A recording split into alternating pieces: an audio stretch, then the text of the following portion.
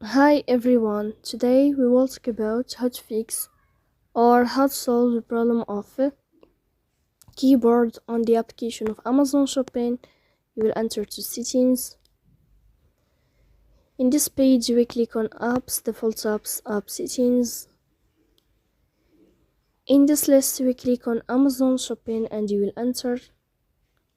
Then this page of app info you will click on first stop and you will click OK. Here you will enter to the window of storage. Then you will click on clear cache, but pay attention, don't click clear data because that can delete your account. Here you will go to Play Store. You will search about the application of Amazon Shopping, and if you find updating this blue sign, then you can update your app. So please don't forget to support us by like and subscribe.